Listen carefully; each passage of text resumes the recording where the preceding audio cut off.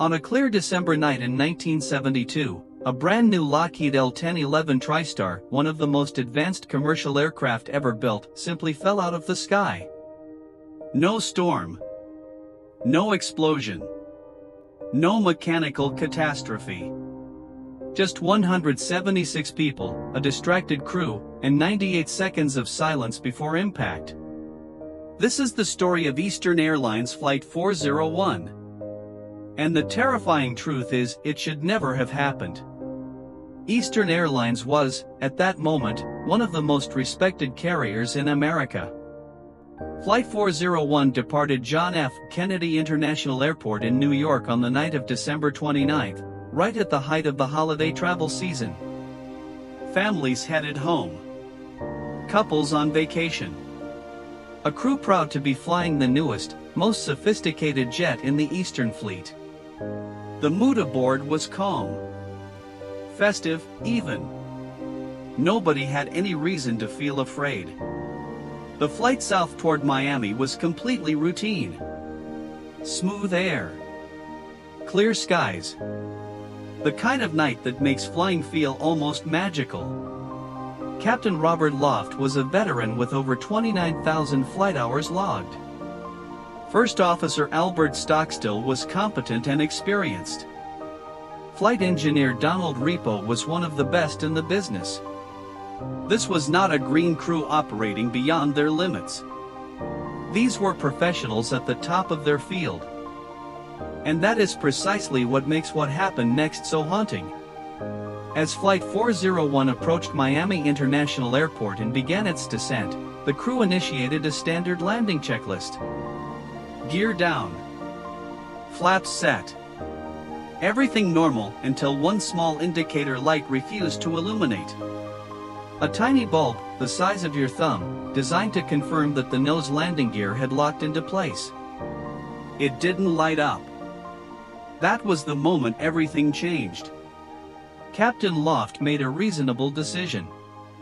He called for a go-around, pulling the aircraft back up to 2,000 feet, and instructed the crew to troubleshoot the indicator. Air traffic control cleared them to hold over the Florida Everglades while they figured it out. What followed was not dramatic. It was quiet. Almost mundane. The crew began examining the landing gear indicator, removing the bulb, checking the circuit. First Officer Stockstill even crawled down into the avionics bay below the cockpit floor to visually inspect the gear itself. The autopilot was engaged. The plane was holding altitude.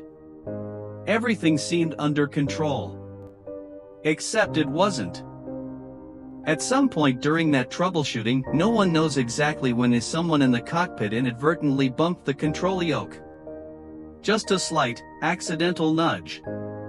The autopilot, responding to that input, quietly disengaged a single altitude hold function and allowed the aircraft to enter a gradual, almost imperceptible descent. The plane began sinking. Slowly. Silently. Just 250 feet per minute. Barely noticeable without a direct instrument scan. And nobody was watching. They were all fixated on a light bulb.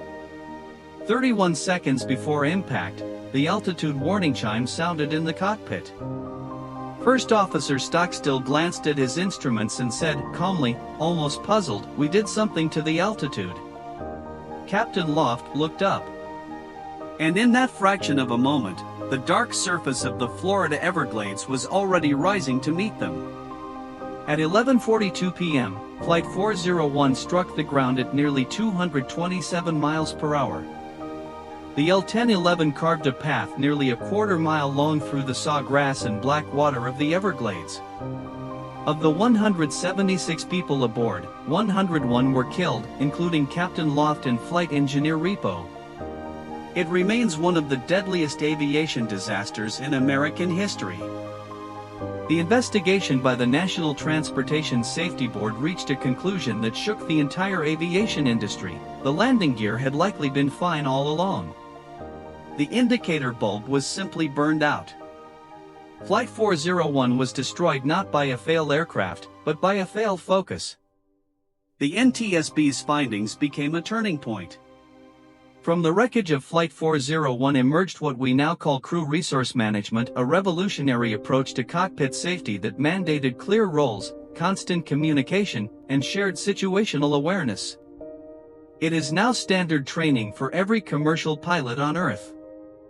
Hundreds of thousands of people are alive today because of the lessons learned in that Florida swamp.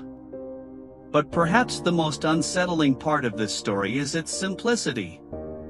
No terrorism. No mental fatigue. No act of God. Just a momentary lapse of attention, a gentle inadvertent touch, and gravity doing what gravity always does. The most advanced aircraft of its era was brought down not by what broke, but by what went unnoticed. Sometimes, the most dangerous thing in the sky isn't the storm ahead of you. It's the silence behind you, and the question no one thought to ask. Sonnet 4.6.